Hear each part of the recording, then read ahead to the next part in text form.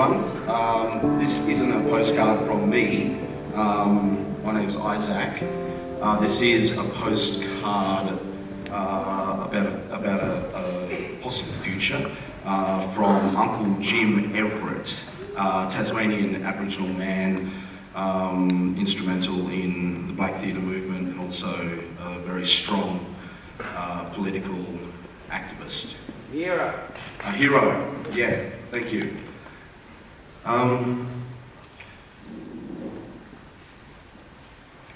Hello, Toddies. Just a quick postcard from Parliament in Canberra, the Theatre Centre for Australia. Came up for the 2033 National Theatre Festival. I mean, I know there's a lot more theatre going on here in the ACT, but real raw theatre is right here in Parliament. And they're such great actors too. And so they should be, with all the practice they get. It's a game, really. One side wants to do something, and the other side's job is to prevent it happening. I tell you, Toddies, it's simply wonderful. The plays aren't scripted. They don't need to, because there's no story either.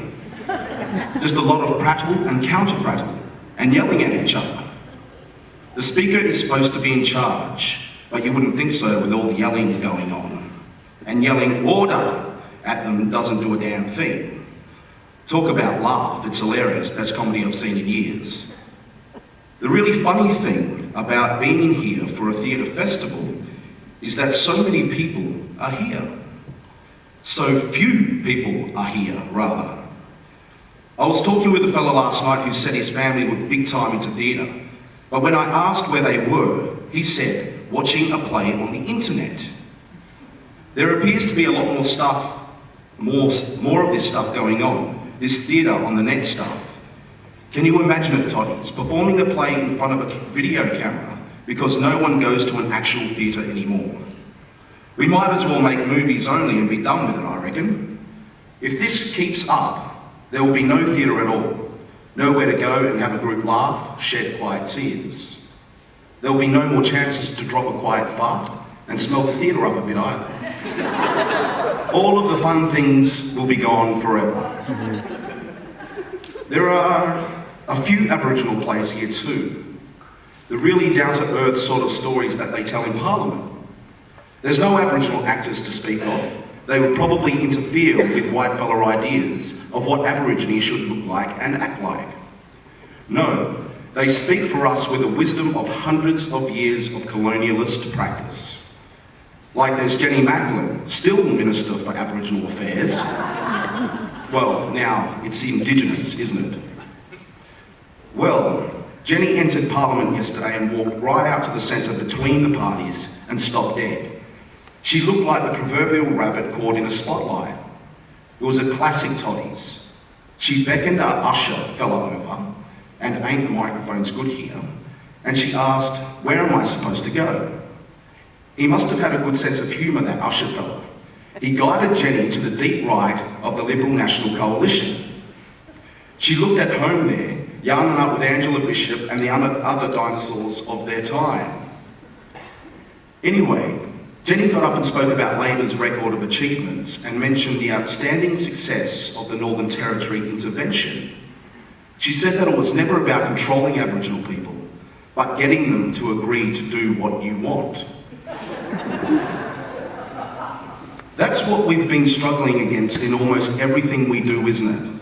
They can act out in Parliament all sorts of images and views of Aborigines, but they never see us for who we are, what our Aboriginal story is in family memories.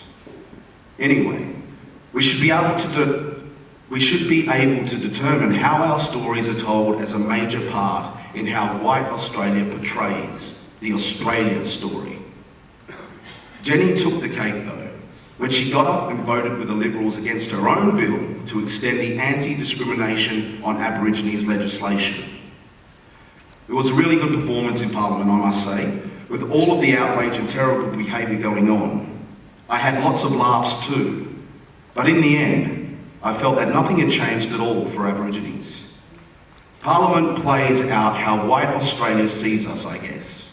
Just another problem that won't go away. Sort of telling a story that isn't true, but portrayed as fact.